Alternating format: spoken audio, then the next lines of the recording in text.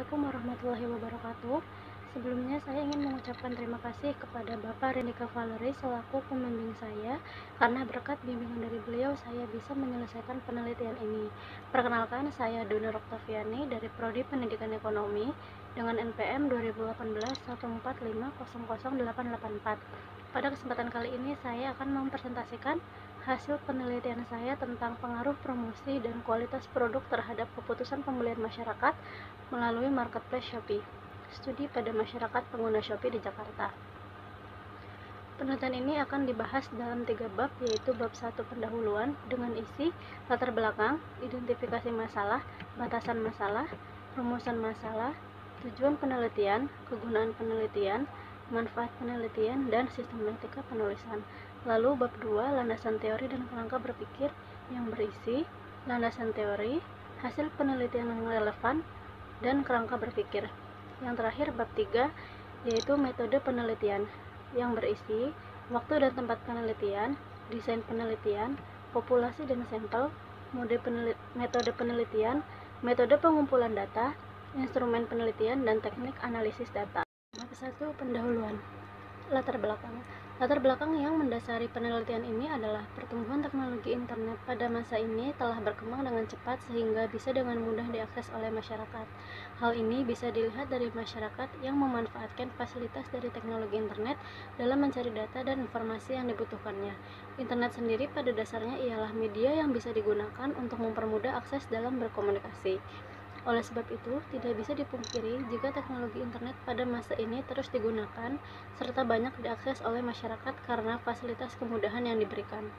Terlihat dalam data menurut Asosiasi Penyelenggara Jasa Internet Indonesia atau disingkat APJI, pada tahun 2018 tercatat sebanyak 171,7 juta pengguna internet atau sebesar 64,8% dari penduduk di Indonesia pada tahun itu, yang berada pada angka 264,16 jiwa. Dibandingkan dengan tahun 2019 sampai 2020 pada kuartal 2, APJI kembali mensurvei penetrasi pengguna internet di Indonesia berjumlah 196,7 juta pengguna dengan penetrasi 73,3% dari total populasi di Indonesia, sekitar 266,9 juta jiwa, yang dimana berarti jumlah pengguna internet meningkat secara signifikan. Pesatnya pertumbuhan teknologi pada masa ini juga menciptakan persaingan yang ketat dan membuat para pelaku usaha memanfaatkan kesempatan yang ada untuk berlomba-lomba dalam mempertahankan pangsa pasar bisnisnya. Bermacam aktivitas bisnis skala kecil hingga besar ikut serta memanfaatkan pertumbuhan teknologi ini untuk menjalankan usahanya. Dengan beragam dampak positif dan negatif bagi para penggunanya, termasuk para pelaku usaha, pemanfaatan teknologi yang semakin maju ini memberikan manfaat yang positif bagi para pelaku usaha, yaitu mempermudah komunikasi dalam bisnis, mempermudah kegiatan promosi, memperluas jangkauan pemasaran, dan mempermudah kegiatan bisnis dengan memanfaatkan teknologi internet. Dengan ragam manfaat dari teknologi internet dalam dunia bisnis tersebut juga memberikan dampak perubahan yang positif dan negatif bagi masyarakat, di mana dampak positifnya adalah memberikan kemudahan dalam kegiatan transaksi dan pemenuhan kebutuhan, dan dampak negatifnya menjadikan masyarakat memiliki gaya hidup yang semakin konsumtif. Perkembangan teknologi internet dalam kegiatan bisnis pada masa ini menimbulkan tantangan serta persaingan antar pelaku usaha dalam merebut pangsa pasarnya.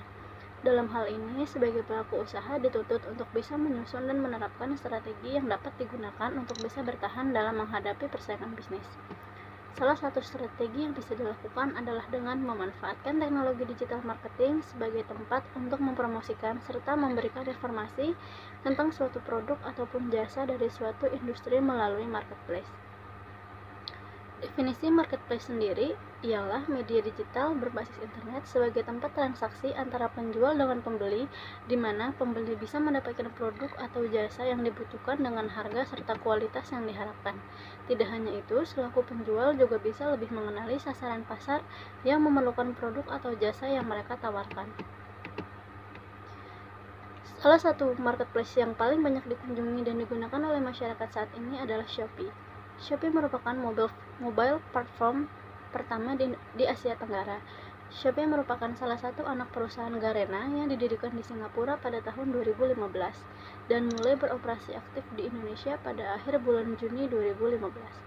Walaupun masih terbilang baru, Shopee sukses menjadi top persaingan marketplace terbaik di Indonesia. Berikut adalah tabel peta persaingan marketplace di Indonesia kuartal 4 tahun 2020. Tabel tersebut menunjukkan bahwa pada tahun tersebut Shopee telah berada pada urutan pertama dengan jumlah pengunjung sejumlah 129 juta pengunjung. Selain itu, Shopee juga menduduki peringkat pertama di Play Store dan App Store. Dibandingkan dengan jumlah pengunjung di Tokopedia yang memperoleh urutan kedua sebanyak 114 juta rata-rata pengunjung, dan juga Bukalapak di urutan ketiga dengan jumlah pengunjung rata-rata 38,5 juta per bulan. Dari hasil data tersebut, maka dapat disimpulkan bahwa pengunjung atau pengguna aplikasi Shopee cukup banyak dan menjadikan Shopee sebagai salah satu aplikasi marketplace yang sedang banyak digunakan. Dengan berbagai fasilitas kemudahan yang disediakan oleh internet, saat ini perkembangan marketplace di Indonesia menjadi semakin pesat. Hal ini berdampak semakin gencarnya persaingan para pelaku bisnis dalam upaya penarikan konsumen. Strategi pemasaran yang baik dinilai dapat mempererat hubungan antara penjual dengan konsumen. Hal tersebut secara tidak langsung akan menciptakan kepuasan tersendiri bagi konsumen karena konsumen merasa diperhatikan kenyamanannya dalam bertransaksi melalui marketplace. Salah satu strategi pemasaran yang bisa dilakukan perusahaan sebagai upaya untuk menarik konsumen adalah menerapkan strategi pemasaran promosi. Definisi dari promosi sendiri merupakan suatu kegiatan komunikasi antara penjual dengan pembeli untuk memberitahukan tentang suatu produk atau jasa dengan tujuan menarik atensi calon konsumen. Selain kegiatan promosi, kualitas produk yang baik juga dapat menarik minat konsumen dalam melakukan pembelian melalui marketplace. Sebagai pelaku usaha dalam dunia digital, tentu harus mempertimbangkan kualitas produk yang ditawarkan, karena dengan meningkatkan kualitas produk nantinya perusahaan akan menciptakan loyalitas dan nilai yang baik di mata konsumen. Dalam menerapkan strategi pemasarannya, Shopee sebagai salah satu marketplace terbesar di Indonesia juga sangat gencar dalam melakukan strategi promosi dan berani memberikan penawaran yang menarik untuk para penggunanya, seperti gratis biaya kirim, voucher cashback dan potongan harga, promo event tanggal tertentu, dan kemudahan pembayaran. Selain banyaknya keuntungan yang diperoleh, banyak juga konsumen yang merasa kurang puas atau dirugikan ketika belanja atau bertransaksi secara online melalui marketplace Shopee, seperti promo gratis ongkir dengan ketentuan waktu yang terbatas dan ketentuan minimal belanja yang harus dilakukan konsumen apabila ingin mengklaim voucher tersebut. Sehingga hal ini justru membuat konsumen cenderung malas untuk berbelanja online di marketplace Shopee, karena harus melakukan transaksi sesuai dengan ketentuan untuk bisa mendapatkan gratis ongkir. Promo gratis ongkir tidak bisa dikatakan bisa dinikmati oleh siapapun. Selain itu, keterbatasan promo gratis ongkir sering dikeluhkan oleh pembeli. Peneliti menjadikan kualitas produk sebagai variabel dikarenakan adanya indikasi bahwa beberapa perilaku usaha yang memasarkan produknya di marketplace Shopee memiliki kualitas produk yang kurang memuaskan, bahkan tidak sesuai dengan keterangan yang dituliskan oleh penjual. Hal ini diketahui dari penilaian yang diberikan konsumen setelah melakukan pembelian dan barang sudah diterima.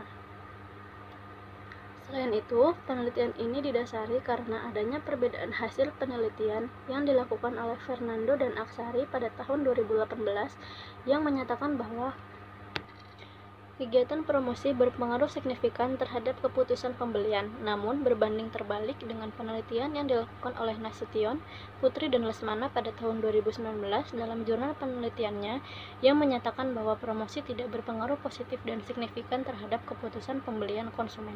Serta perbedaan hasil penelitian yang dilakukan oleh Octavenia dan Sri Ardani pada tahun 2019 yang menyatakan bahwa kualitas produk berpengaruh positif dan signifikan terhadap keputusan pembelian, dan berbanding terbalik dengan penelitian yang dilakukan oleh Pardede dan Haryadi pada tahun 2017 dalam jurnal penelitiannya yang menyatakan bahwa kualitas produk tidak berpengaruh positif dan signifikan terhadap keputusan pembelian.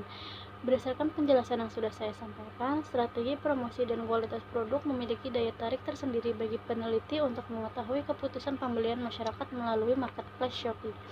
Dalam penelitian ini, peneliti akan menguji tentang pengaruh strategi promosi dan kualitas produk terhadap keputusan pembelian masyarakat pada marketplace Shopee, di mana pada penelitian sebelumnya yang dilakukan oleh Subagio pada tahun 2018 tentang pengaruh kualitas produk dan promosi terhadap keputusan pembelian buah melon, PT Shavina Niaga yang menunjukkan hasil bahwa kualitas produk dan promosi secara simultan dapat mempengaruhi keputusan pembelian.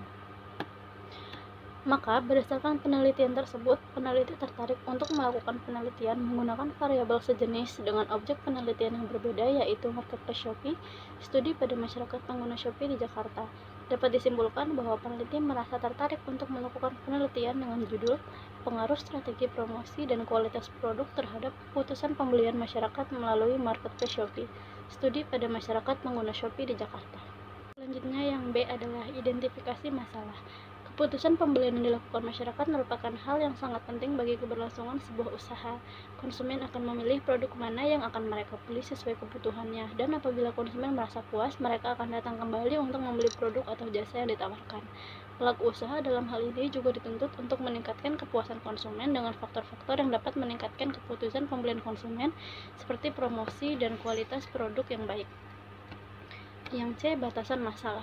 Berdasarkan identifikasi masalah di atas, dalam penelitian ini penulis membatasi batasan masalah agar tidak meluas dan pembahasannya lebih terarah, sehingga tidak menyimpang dari tujuan yang ingin dicapai. Dengan demikian, penulis membatasi masalah hanya pada strategi promosi, kualitas produk, dan keputusan pembelian masyarakat melalui marketplace Shopee.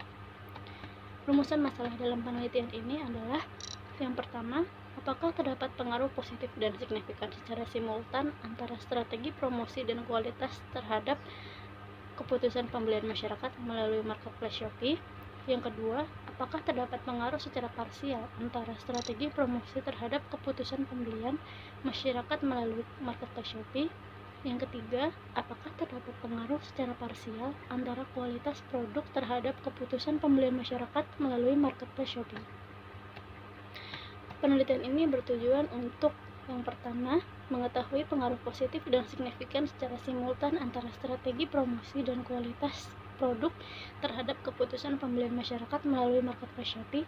Yang kedua, untuk mengetahui pengaruh secara parsial antara strategi promosi terhadap keputusan pembelian masyarakat melalui marketplace Shopee. Yang ketiga, untuk mengetahui pengaruh secara parsial antara kualitas produk terhadap keputusan pembelian masyarakat melalui marketplace Shopee. Yang F, kegunaan penelitian.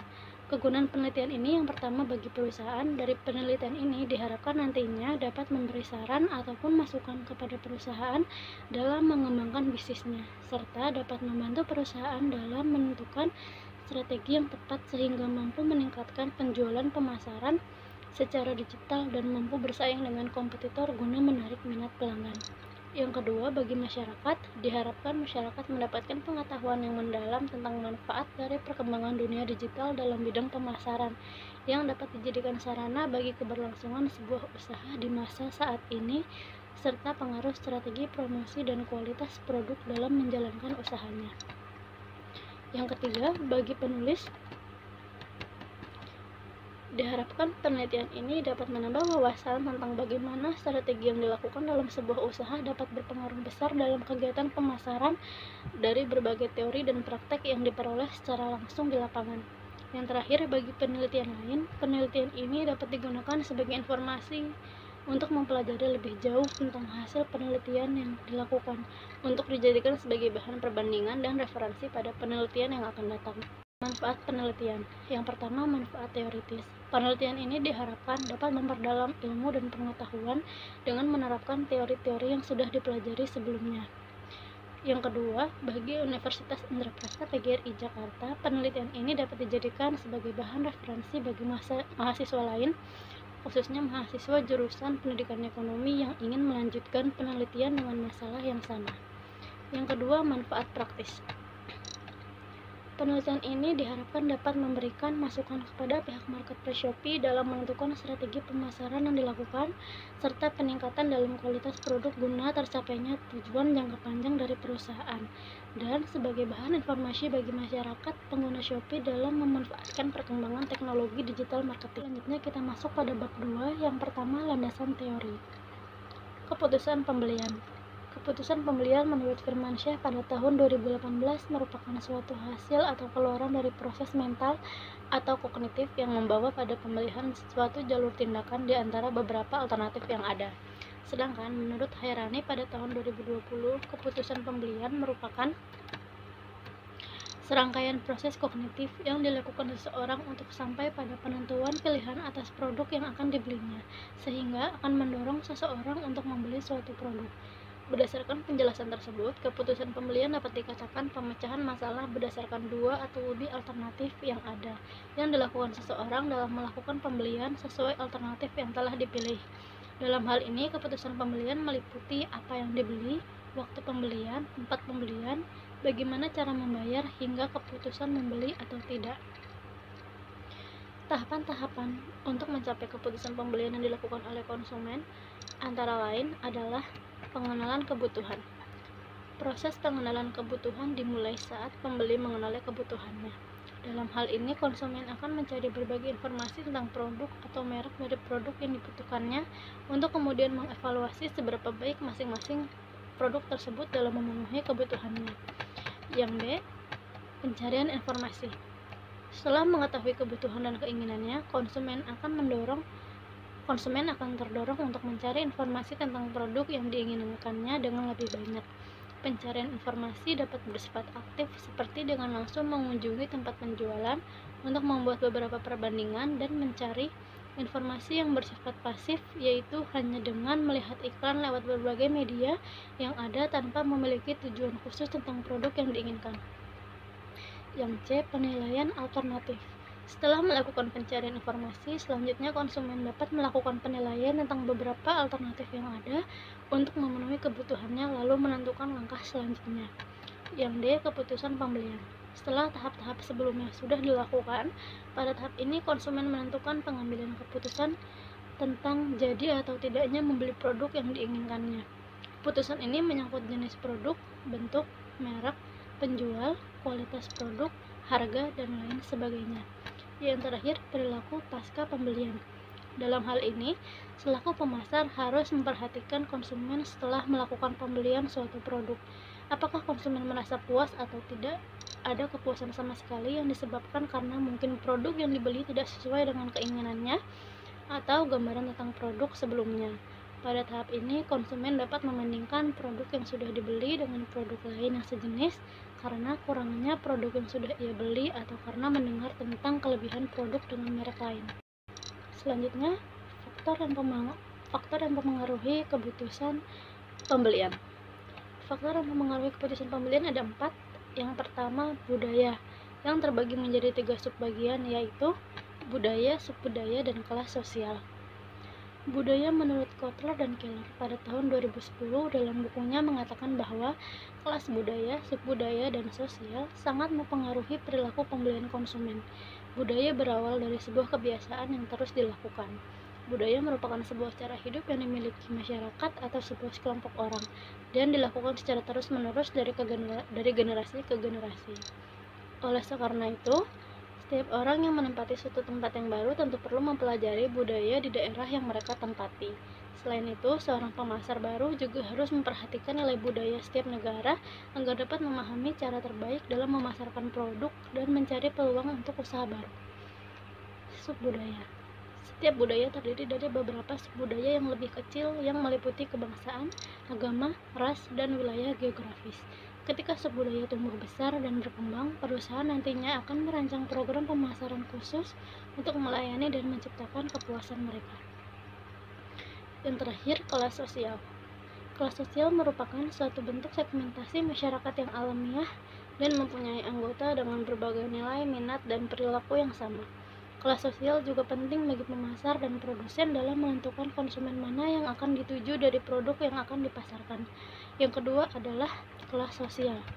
Kelas sosial terbagi menjadi 3 subbagian, yaitu kelompok referensi. Merupakan kelompok orang yang memiliki pengaruh langsung dan tidak langsung terhadap sikap atau perilaku seseorang. Kelompok referensi ini mempengaruhi seseorang dengan cara memperkenalkan perilaku dan gaya hidup baru. Yang kedua, keluarga. Anggota keluarga merupakan kelompok referensi primer yang paling berpengaruh dalam keputusan pembelian bagi konsumen. Pengambilan keputusan berdasarkan pengaruh keluarga maksudnya adalah bagaimana setiap anggota keluarga berinteraksi dan saling mempengaruhi anggota keluarga yang lainnya dalam menentukan keputusan pembelian. Yang terakhir, peran dan status. Dengan status sosial yang dimiliki seseorang tentu dapat mempengaruhi pola atau sikap seseorang yang lain dalam berperilaku atau menentukan keputusan pembelian. Karena kedudukan seseorang dalam setiap masing-masing kelompok masyarakat dapat ditentukan berdasarkan status dan peran. Yang ketiga adalah faktor pribadi yang terbagi menjadi 4 subbagian. Yang pertama, usia dan tahap siklus hidup. Selera konsumen dalam hal memenuhi kebutuhannya seperti makanan, pakaian, dan lain sebagainya sering berhubungan serta bergantung dengan usia dan siklus hidupnya. Yang kedua, pekerjaan dan ekonomi. Pekerjaan dan keadaan ekonomi seorang masyarakat tentu sangat berpengaruh terhadap keputusan pembelian masyarakat. Pekerjaan dan pendapatan akan mempengaruhi dan menjadi pertimbangan dalam pola konsumsi masyarakat. Yang ketiga, kepribadian dan konsep diri. Setiap orang tentu memiliki kepribadian yang berbeda antara satu dengan yang lainnya. Hal ini juga dapat berpengaruh terhadap perilaku konsumen dalam membeli sebuah produk. Yang terakhir, gaya hidup. Gaya hidup merupakan pola kehidupan seseorang yang ditunjukkan melalui perilakunya dalam kegiatan sehari-hari. Dapat dilihat dari aktivitasnya, minat, dan opini berdasarkan pandangannya. Yang terakhir ada faktor psikologi yang terbagi dalam 3 subbagian, yaitu motivasi. Dalam kegiatan pemasaran ini, motivasi adalah segala bentuk pertimbangan dan pengaruh yang membuat atau mendorong seseorang melakukan pembelian suatu produk atau jasa. Yang kedua, persepsi. Seorang konsumen yang telah termotivasi dengan suatu produk biasanya telah siap untuk langsung membelikan pembelian. Namun, dalam mempengaruhi keputusan pembelian tentang suatu produk atau jasa juga dipengaruhi oleh persepsi yang dimiliki oleh setiap orang. Yang ketiga, keyakinan dan sikap. Melalui sebuah tindakan dan pembelajaran yang dilakukan, tentunya seseorang akan mendapat sebuah keyakinan dan sikap yang kemudian keduanya dapat menjadi faktor yang mempengaruhi seseorang dalam mengambil keputusan pembelian. Yang terakhir, pembelajaran. Faktor ini sangat berpengaruh terhadap keputusan konsumen, karena dalam memutuskan untuk melakukan pembelian, konsumen cenderung akan belajar dari pengalaman yang sudah dialami sebelumnya tentang sebuah produk atau jasa. Definisi kualitas produk. Produk adalah segala sesuatu berupa barang atau jasa yang diproduksi oleh suatu pelaku usaha yang memiliki nilai dan manfaat bagi pelanggan guna memenuhi kebutuhan dan keinginannya. Kotler dan Keller pada tahun 2010 dalam bukunya menyatakan bahwa apabila sebuah perusahaan terus berupaya dalam meningkatkan kualitas suatu produk, maka perusahaan tersebut akan dapat memuaskan para konsumen serta dapat menambah jumlah konsumen. Kualitas produk merupakan faktor utama yang harus diperhatikan oleh para produsen sebagai pelaku usaha untuk dapat bersaing dengan produk sejenis di pasaran. Yang kedua, dimensi kualitas produk. Menurut Cipjono pada tahun 2016, terdapat beberapa dimensi produk yang biasa digunakan, yaitu 1. Kinerja atau performance. Hal ini berhubungan dengan karakteristik dasar dari sebuah produk, yaitu tentang manfaat yang harus dipertimbangkan oleh konsumen sebelum melakukan keputusan pembelian produk. Yang kedua, keistimewaan tambahan atau features. Berhubungan dengan fungsi produk untuk menambah ketertarikan konsumen terhadap produk. Apabila manfaat produk telah ditentukan, maka karakteristik fitur produk perlu ditambahkan untuk menambah kualitas dari produk. Yang ketiga, reliabilitas atau reliability. Dimensi ini berhubungan dengan kemungkinan sebuah produk dapat memberikan kepuasan dalam menjalankan fungsinya selama digunakan pada waktu dan kondisi tertentu. Yang keempat, kesesuaian spesifikasi atau conformance. Dimensi ini berhubungan dengan sejauh mana nilai sebuah produk sesuai dengan spesifikasi tertentu dari konsumen yang dianggap dapat memenuhi kebutuhannya. Yang kelima, ada daya tahan atau durability. Berhubungan dengan usia suatu produk berupa daya tahan atau berapa lama produk tersebut dapat digunakan. Yang keenam, ada estetika atau estetik. Dimensi ini berhubungan dengan bagaimana penampilan sebuah produk untuk dilihat. Yang selanjutnya, yang D, ada promosi. Definisi promosi menurut Cipjono pada tahun 2016 dalam bukunya menyebutkan bahwa pengertian dari promosi merupakan bentuk persuasif secara langsung melalui penggunaan berbagai intensif yang diatur untuk dapat merangsang pembelian suatu produk dengan segera guna meningkatkan jumlah barang yang dibeli pelanggan. Menurut Kotler dan Keller pada tahun 2010 dalam bukunya mengatakan bahwa promosi adalah kegiatan yang mengkomunikasikan keunggulan produk dan membujuk para pembeli untuk bersedia membeli produk tersebut. Dalam hal ini, kegiatan promosi bukan hanya berfungsi sebagai alat komunikasi antara produsen dengan konsumen, tetapi juga digunakan sebagai alat untuk mempengaruhi konsumen untuk melakukan pembelian atau penggunaan terhadap barang atau jasa yang ditawarkan sesuai dengan kebutuhan dan keinginannya. Yang kedua, indikator promosi, periklanan atau advertising. Menurut Kotler dan Keller, pada tahun 2010 menyebutkan bahwa tujuan periklanan adalah komunikasi tertentu yang dicapai dengan calon konsumen pada sasaran tertentu dan selama periode waktu tertentu. Media periklanan merupakan salah satu media yang paling sering digunakan oleh perusahaan sebagai pelaku usaha dengan tujuan untuk menginformasikan produk atau jasanya dan menarik atau mempengaruhi calon konsumennya dalam membuat keputusan pembelian. Selanjutnya, promosi penjualan atau sales promotion. Promosi penjualan bertujuan untuk mendorong tingkat kegiatan pembelian konsumen yang lebih besar terhadap suatu produk atau jasa. Kegiatan ini biasanya dilakukan dengan pemberian potongan harga atau diskon, pemberian kupon hadiah langsung, dan lain sebagainya yang dilakukan untuk menarik respon dari calon pembeli. Selanjutnya, hubungan masyarakat atau public relation. Sebagai pelaku usaha juga harus berhubungan baik dengan suatu publik atau masyarakat yang besar, yang tentunya akan berpengaruh terhadap kemampuan perusahaan untuk mencapai tujuannya, dan membantu kegiatan perusahaan dalam peluncuran produk baru. Yang terakhir yaitu penjualan perorangan atau personal selling. Perusahaan melakukan kegiatan promosi dengan cara ini dengan tujuan sebagai penghubung langsung antara penjual dengan pembeli. Cara ini bisa dilakukan dengan cara perusahaan mengirimkan seorang salesnya untuk menawarkan produk ataupun jasa yang dijual secara tatap muka dengan cara mempromosikan produk atau memberikan motivasi. Saya akan menyebutkan penelitian yang relevan dengan penelitian saya pada saat ini. Nomor 1 ada peneliti Slamet Istoto dan Iwan Kurniawan Subagja dengan judul Pengaruh Kualitas Produk dan Promosi Terhadap Keputusan Pembelian Buah Melon PT Savina Niaga dengan variabel kualitas produk X1, promosi X2, dan keputusan pembelian sebagai variabel Y. Dengan hasil penelitian, dapat disimpulkan bahwa kualitas produk dan promosi secara simultan berpengaruh positif terhadap keputusan. Yang kedua, ada penelitian dari Asrizal Effendi Nasution, Lindsay Pratama Putri, dan Muhammad Taufik Lesmana dengan judul Analisis Pengaruh Harga, Promosi, Kepercayaan, dan Karakteristik Konsumen Terhadap Keputusan Pembelian Konsumen. Studi pada 2212 Maret di Kota Medan. Dengan variabel harga sebagai X1, promosi X2, kepercayaan dan karakteristik konsumen X3, dan keputusan pembelian sebagai variabel Y. Dengan hasil penelitian, yang pertama, faktor harga tidak berpengaruh positif dan signifikan terhadap keputusan pembelian. Yang kedua, faktor promosi tidak berpengaruh positif dan signifikan terhadap keputusan pembelian.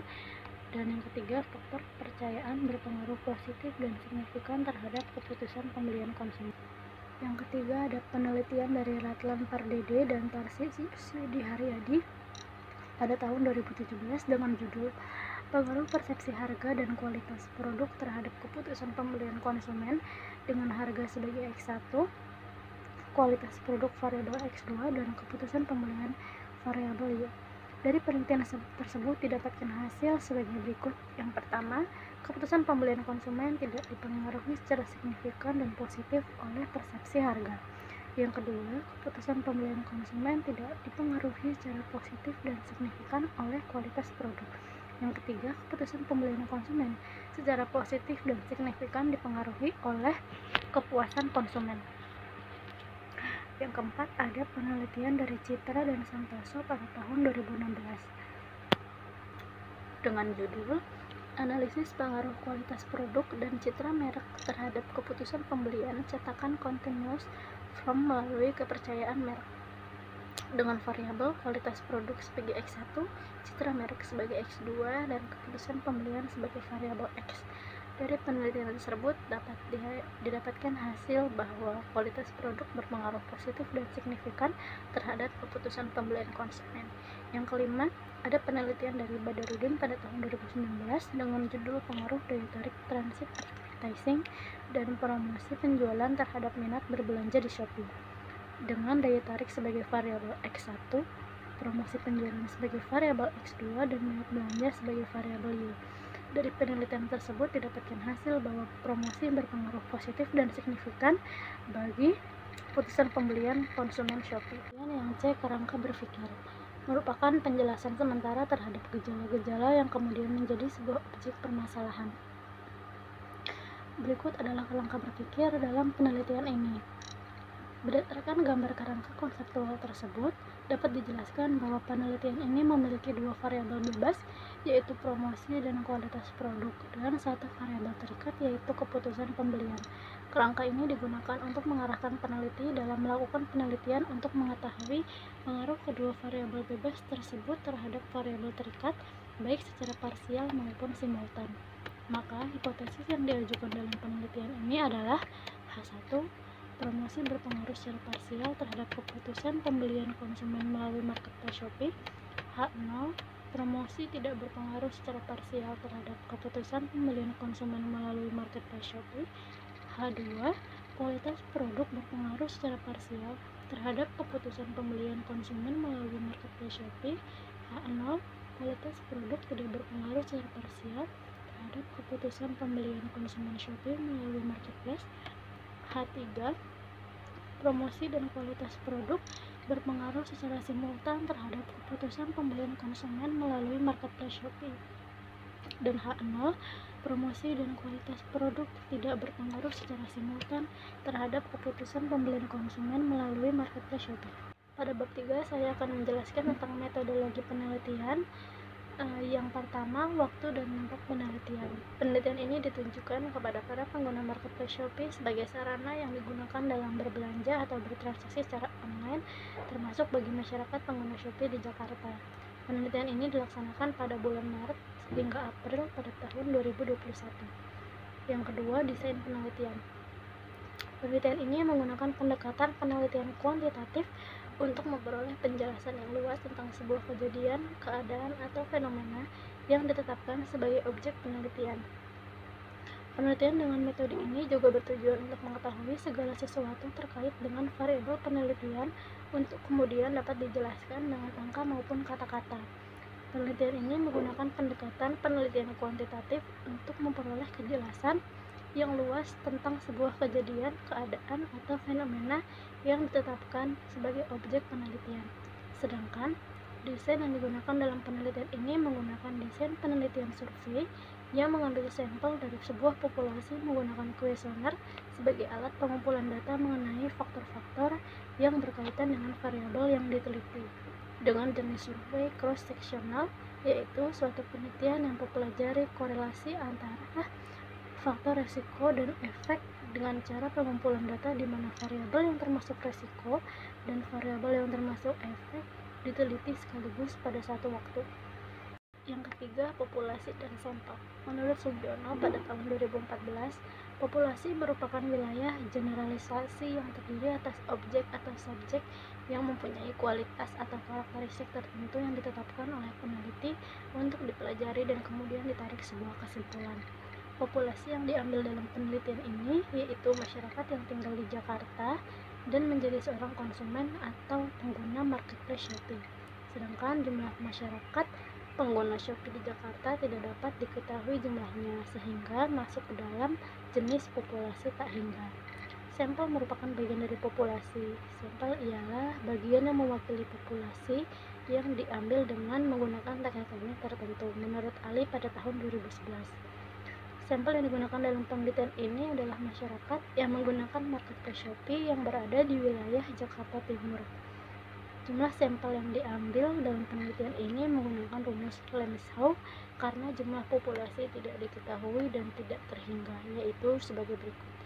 N sama dengan Z kuadrat dikali P dikali 1 dikurang P dibagi D2, di mana N sama dengan jumlah sampel, Z sama dengan skor Z pada kepercayaan 95% atau 1,96, P sama dengan maksimal estimasi atau 0,5, yang D sama dengan alpha 0,10 atau sampling error sebesar 10%.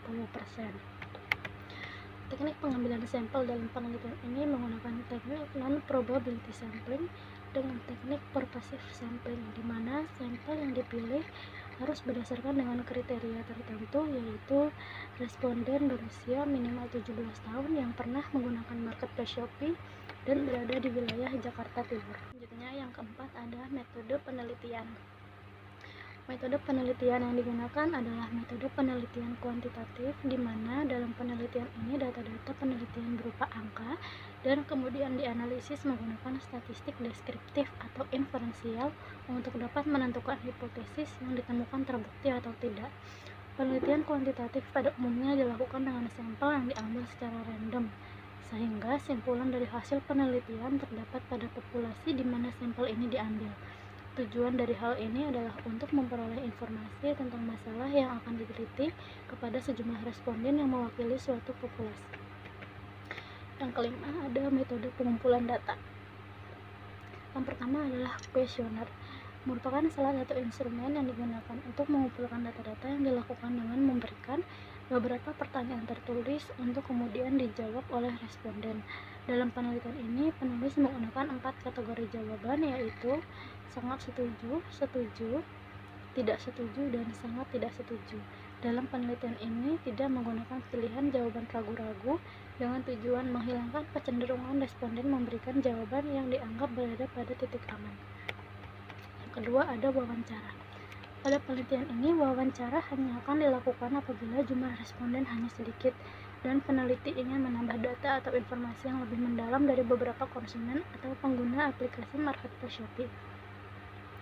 Data yang diperoleh dari hasil wawancara ini nantinya akan digunakan dalam tahap pembahasan untuk mendukung data yang diperoleh dari kuesioner.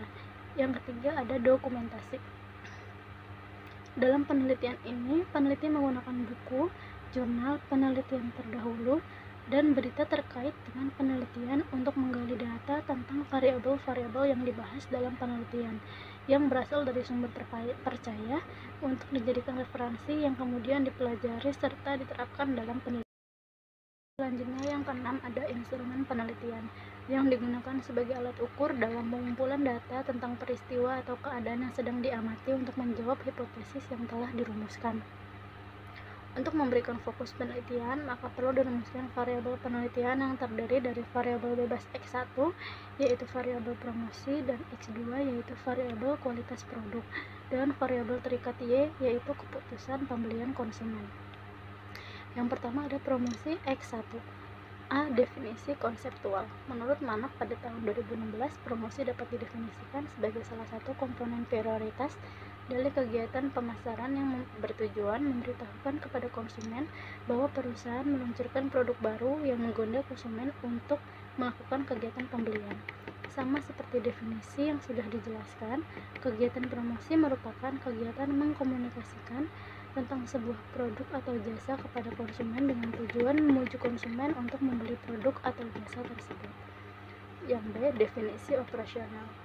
Indikator promosi menurut Cipcana pada tahun 2018 terdiri dari periklanan, penjualan personal, promosi penjualan, hubungan masyarakat, yang merupakan kegiatan komunikasi secara menyeluruh bukan hanya dengan konsumen.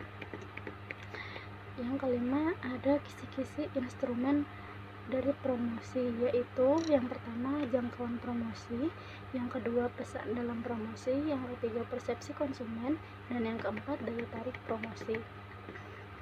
Yang kedua kualitas produk sebagai X2. Yang A. Definisi konseptual. Menurut Kotler dan Keller pada tahun 2010, kualitas produk adalah kemampuan suatu barang untuk memberikan hasil kinerja yang sesuai, bahkan melebihi apa yang diinginkan pelanggan. Yang B. Definisi operasional. Kualitas produk merupakan persepsi dari konsumen pengguna aplikasi marketplace Shopee terhadap suatu produk atau jasa setelah barang atau jasa tersebut digunakan oleh konsumen. Indikator kualitas produk menurut Kotler dan Keller pada tahun 2010 terdiri atas: yang pertama bentuk produk, yang kedua ciri-ciri produk, yang ketiga kinerja, yang keempat ketepatan atau kesesuaian produk, yang kelima keandalan, dan yang keenam kisi-kisi instrumen berupa pertanyaan dalam kuesioner selanjutnya yang disusun berdasarkan kisi-kisi instrumen penelitian sebagai berikut, yaitu spesifikasi produk, tampilan produk, 6 desain desain produk, bahan dan model produk, yang terakhir kepuasan pelanggan. Yang ketiga ada keputusan pembelian atau variabel terikat Y. Definisi konseptual menurut Kotler dan Keller pada tahun 2010 menyatakan bahwa keputusan pembelian merupakan tahap proses di mana konsumen secara aktual melakukan pembelian suatu produk. Untuk itu, sesuai dengan yang diungkapkan, keputusan pembelian yaitu pemecahan masalah berdasarkan alternatif yang ada yang dilakukan seseorang dalam melakukan suatu pembelian sesuai alternatif yang telah dipilih. Definisi operasional. Keputusan pembelian merupakan suatu tindakan konsumen untuk memutuskan membeli atau menggunakan produk dan jasa yang ditawarkan pada aplikasi marketplace Shopee. Menurut Kotler dan Keller, pada tahun 2010 terdapat 5 indikator keputusan pembelian, yaitu pengenalan kebutuhan, pencarian informasi, evaluasi alternatif, memutuskan pembelian, dan perilaku pasca pembelian. Untuk itu, kisi-kisi instrumennya adalah kualitas produk, kesesuaian produk, risiko pembelian, kemudahan mendapat produk, dan tindakan pasca pembelian. Terakhir, yang kedelapan adalah teknik analisis data. Analisis yang digunakan yang pertama adalah analisis regresi linear berganda.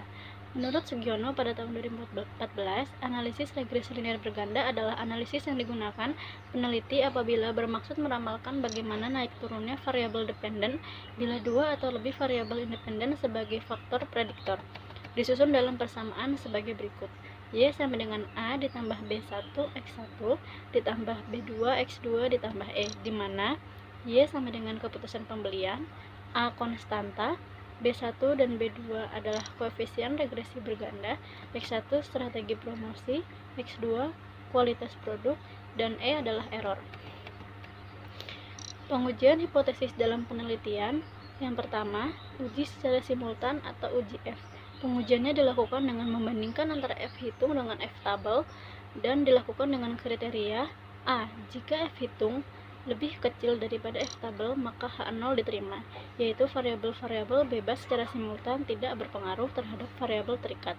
Yang B, jika F hitung lebih besar daripada F tabel, maka H0 ditolak, yaitu variabel-variabel bebas secara simultan berpengaruh terhadap variabel terikat. Hasil yang signifikan berarti terdapat pengaruh dari semua variabel secara simultan atau bersama-sama. Yang B, koefisien determinasi R kuadrat. Dalam hal ini, koefisien determinasi digunakan untuk mengetahui besarnya varians keputusan pembelian masyarakat yang dapat dijelaskan oleh variabel-variabel yaitu strategi promosi dan kualitas produk dengan rumus R kuadrat sama dengan R kuadrat dikali 100%, di mana R kuadrat sama dengan koefisien determinasi, R kuadrat sama dengan koefisien korelasi. Sekian video presentasi dari penelitian saya, kurang lebihnya mohon maaf. Terima kasih atas perhatiannya. Wassalamualaikum warahmatullahi wabarakatuh.